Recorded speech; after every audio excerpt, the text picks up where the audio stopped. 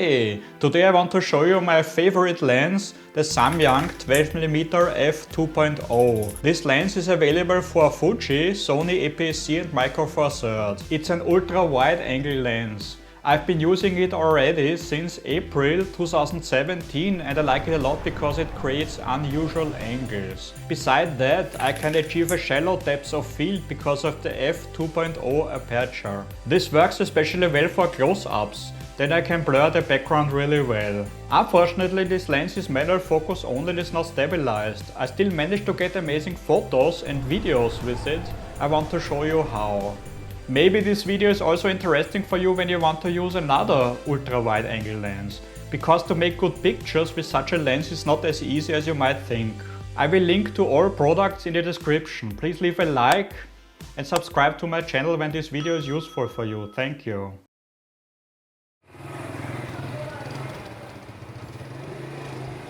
As I said, this lens is an ultra-wide angle lens. I like that it's really easy to create leading lines with these lenses. For example, the lines of buildings or streets, or also the railings that lead the viewer's eye to the subject. A good example is the video from our holidays in Greece. With an ultra-wide angle lens, I always try to have something close to the lens. If not, the picture will look flat and one-dimensional, because with wide angle lenses everything seems to be more far away than it actually is, especially when comparing it to telephoto lenses, the latter compressing the distance and makes everything look more close. As I said in the beginning, the Samyang lens is unfortunately manual focus only and there is no lens stabilization, but it weighs only 245 grams, so it's easy to take with you on trips and to balance it on a gimbal. When using lenses that have autofocus like the Sigma 60mm 1.4, oftentimes the autofocus can be heard in the audio. When opening the aperture, it's possible to create a shallow depth of field to some degree. It's easier when the subject is close to the lens. When closing the aperture, the lens creates six-sided sun stars. This is a matter of taste. I like it, but more for video than for photography. I always recommend to use the included lens hood, because with an ultra-wide angle lens the sun can quickly reflect in the lens as light leaking. If you like this, you can create it on purpose, of course, for example to create a transition in your video. I also use this lens for vlogging, but this is not easy at all. For me, the 12mm are a perfect focal length. It's an equivalent to 18mm with full frame. Using an even wider lens looks strange to me and it makes me dizzy. With less wide angle, the coolness factor gets lost, for example with the Sigma 60mm 1.4.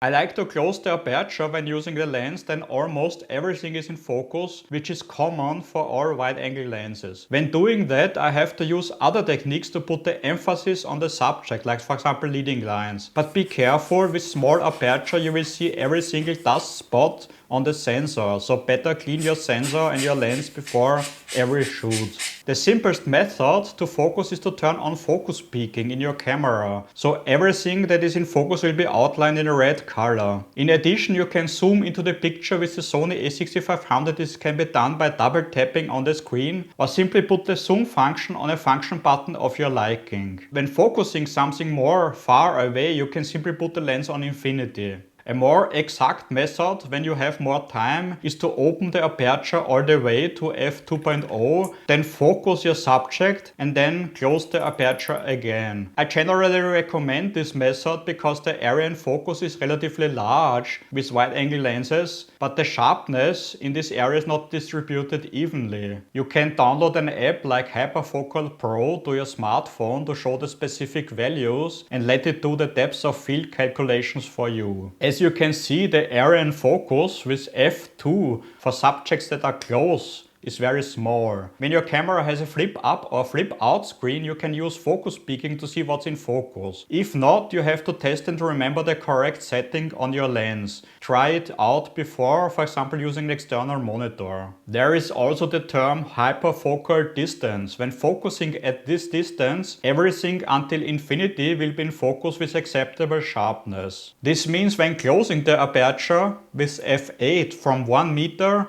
and with f16 from 0.6 meters, almost everything will be in focus.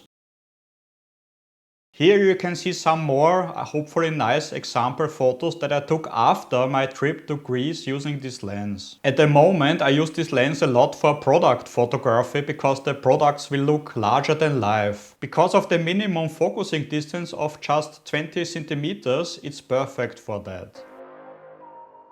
So what is my conclusion? I'm a big fan of this lens. Of course it would be nice to have a lens with this quality, size and weight, with autofocus and stabilization, but this kind of lens simply does not exist. About stabilization, it definitely helps to use a gimbal like I did in my video, or use a camera with sensor stabilization like the Sony A6500, A6600 or the Fuji X-T4. Anyways, I usually use this lens outside in broad daylight, then I close the aperture accordingly. I do not need autofocus in that case. You have to decide yourself if you want to have sun stars or shallow depths of field. Here you can see all advantages and disadvantages in a nutshell. The biggest competition for this lens with APS-C E-mount is the Sony 10 to 80mm, the Sigma 60mm and the Laowa 9mm. The Sony 10 to 80mm has autofocus and is stabilized, so it's much easier to use, but it's much more expensive and it's only f4. For me this means if I put in the effort I can get better results with the Samyang, as long as I don't make a mistake when focusing. The Sigma 60mm is a really great lens with autofocus, but the wow effect is missing because it's not an ultra wide. The Laowa 9mm is a funny lens, but for me it's too wide. When vlogging I think the viewer will get dizzy. I hope my video was helpful for you. If so, please leave a like and subscribe to my channel. I will link to all products in the video description. What's your opinion about this lens? Please post in the comments. See you next time. Bye!